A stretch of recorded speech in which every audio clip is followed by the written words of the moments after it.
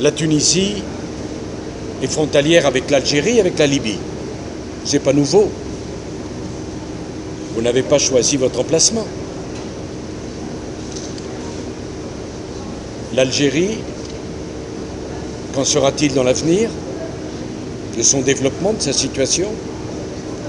C'est un sujet qui, me semble-t-il, doit être traité dans le cadre de l'Union pour la Méditerranée. Plus que jamais nécessaire. Car il y a un lien entre la situation de la Méditerranée du Nord et celle de la Méditerranée du Sud. C'est l'alliance des pays du Nord et du Sud de la Méditerranée qui permettront de créer les conditions du développement. La Libye, malheureuse Libye, qui a souffert pendant des décennies de l'un des dictateurs les plus cruels qu'on n'ait jamais connu, M. Kadhafi, qui, alors que les peuples se libéraient, promettait de faire couler des rivières de sang à Benghazi. Vous n'avez pas oublié ça. Et les Nations Unies, à l'époque, et une coalition de 56 pays ont décidé que Benghazi ne serait pas une ville martyre, comme à l'époque de la guerre en Bosnie, Srebrenica. Le monde entier avait abandonné 8000 musulmans. Ça a un sens ici de dire cela. Je sais où je parle. C'est 8000 musulmans massacrés sans que la communauté internationale ne dise un mot ici en Tunisie. Ça a un sens. Ou alors je ne connais pas ma Tunisie. Et nous avons été un certain nombre à ne pas vouloir que le million d'habitants de Benghazi soient massacrés. Qui pourrait nous le reprocher? Rivière de sang. On n'a pas été les seuls, puisque les Nations Unies nous ont donné mandat de le faire. Les Nations Unies, ça a un sens ici, les Nations Unies. Et dans la coalition de 56 pays, il y avait la Ligue arabe. Ça a un sens, la Ligue arabe ici. Peut-être que ça n'en a pas. Pour moi, ça a un sens, la Ligue arabe. Et une dizaine de pays arabes se sont joints aux forces armées françaises, anglaises, américaines. Je voudrais rappeler une chose. Benghazi a été protégé. Kadhafi, la page fut tournée avec un mandat des Nations Unies, sans bavure. Ça a un sens aussi, le mot bavure.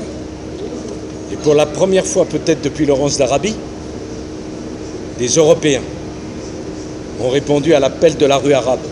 Ces jeunes Libyens qui descendaient à l'époque, ils ne disaient pas mort aux Juifs. C'est un sens ici. Il y a encore des synagogues parmi les plus anciennes du monde. Ils ne disaient pas mort aux Européens. Ils ne disaient pas mort aux Américains. Ils disaient on veut la paix et on veut la démocratie. Et moi qui ai toujours cru à l'Union pour la Méditerranée, nous devions être sourds à l'appel de ces jeunes. On devait les laisser mourir, comme on avait laissé mourir les musulmans à l'époque. Non.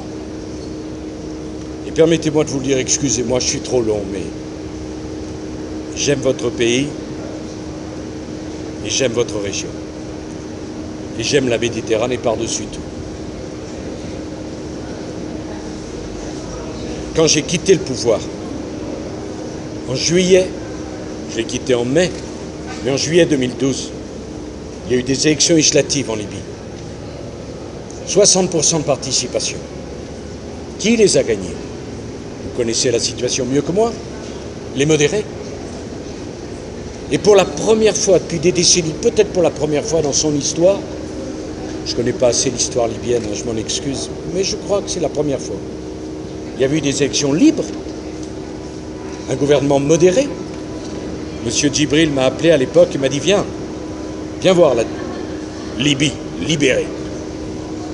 Je ne suis pas venu tout de suite. J'ai attendu. Quand je suis venu, j'ai vu quoi? La rue arabe. J'espère que vous n'êtes pas choqués par ce mot, la rue arabe, la rue libyenne, qui était descendue par milliers, par dizaines de milliers, et qui disait quoi? Merci la France. Merci de ne pas nous avoir laissé tomber. Vous savez ce que je dis? C'est la vérité. Vous avez peut-être en mémoire les images. Qu'est-ce qui s'est passé après? On a laissé tomber la Libye et les Libyens. Et je ne voudrais pas qu'aujourd'hui on laisse tomber la Tunisie et les Tunisiens. Voilà ce qui s'est passé. Je sais, je parle avec passion, parce que c'est ma manière aussi de vous dire qu'on vous aime, qu'on vous respecte, et que rien ne serait pire qu'un affrontement entre une rive de la Méditerranée et une autre. Bon, je dois m'en aller, mais j'aurai plaisir peut-être à rencontrer la presse tunisienne d'ici à la fin de mon voyage. J'ai encore beaucoup de rendez-vous. Et pour moi, voir tous ces journalistes, femmes et hommes, je suis venu en Tunisie plusieurs fois. Je n'ai pas toujours vu une telle effervescence qui me fait plaisir. Non pas pour moi, mais pour vous. Parce que la Tunisie, même quand elle est éruptive, elle vit. Et le message de la Tunisie, c'est qu'elle continue à vivre. On doit l'aider à vivre. Je vous remercie.